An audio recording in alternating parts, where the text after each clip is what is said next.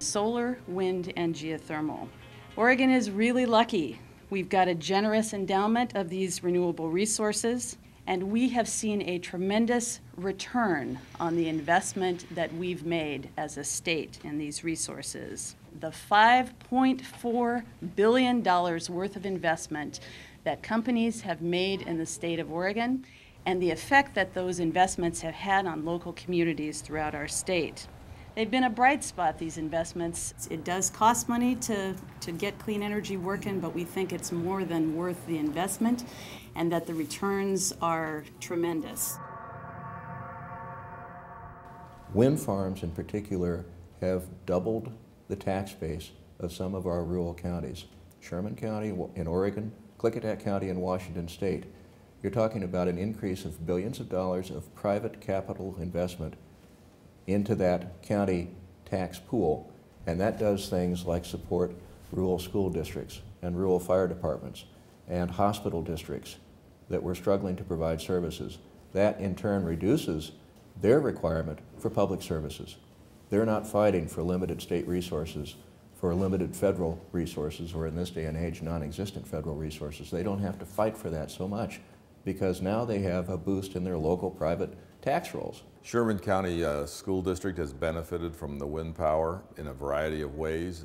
Currently, we are planning our budget for the 11-12 school year, and we are not in the budget crisis most districts have because we do have resources from wind energy to prevent having to do cuts to our program. We hope to maintain program in this economic climate and perhaps even continue to improve. This year we've spent $100,000 on technology, talented gifted program, musical instruments, a Lego robotics equipment for the high school, a Gizmo math science program to use in conjunction with our smart boards, and greenhouse improvements so that we are able to have a greenhouse at both the high school and here at the elementary. Our new county school district library located at the Morrow High School campus. It's a well over $2 million project, but it was funded by $1 million from Portland General Electric's wind power. I feel that the wind energy is a very worthwhile investment. It's benefited Sherman County in a multitude of ways and provides energy that is renewable. We are the education and workforce partner and the source for thousands of young people. We provide an affordable bridge to a 4-year degree, and we provide a 2-year, even a 1-year bridge into family wage employment. We train renewable energy technicians for wind power and for solar and for hydroelectric and for a number of other careers. Those are jobs. Those are family wage jobs. Here in the Columbia River Gorge, and to a certain extent across the Pacific Northwest, we've lost our traditional industries. In the Columbia Gorge, our timber industry began to decline in the 1980s. It's down to a minimum now. It used to employ more than 1,000 people just in our region. Our aluminum industry is gone completely. It used to employ 900 people here in the Dalles. What can we do to replace those jobs? We still have high school students graduating here every year, more than 1,000 every year in our region. Where are they going? Are they going to work for what? Or do they leave the area? Renewable energy provides a family wage alternative for those students. It provides a way to grow our rural economy, and what works here is going to work in every rural county in the United States wherever there's a renewable energy resource, and that is a lot of the United States. Within the solar industry sector, in 2007, we had literally a handful of people working in the solar industry. Today, we've got thousands.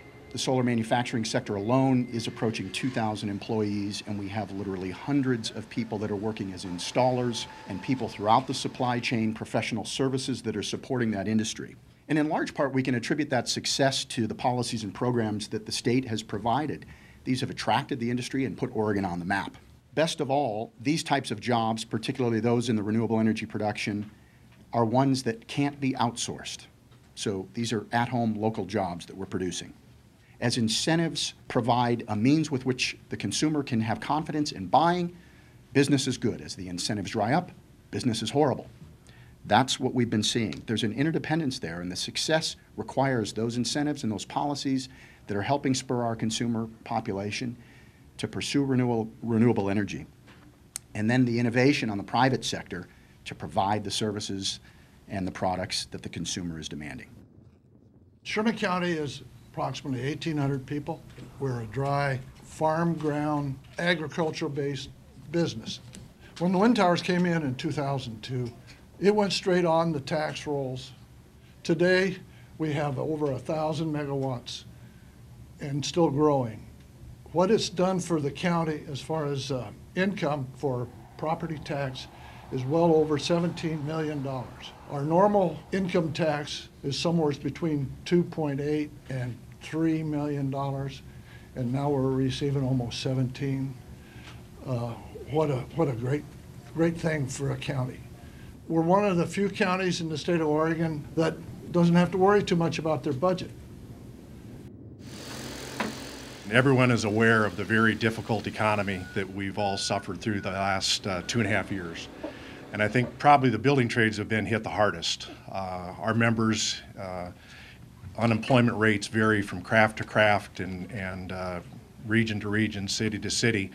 But it's ranged anywhere from 25 to 60%.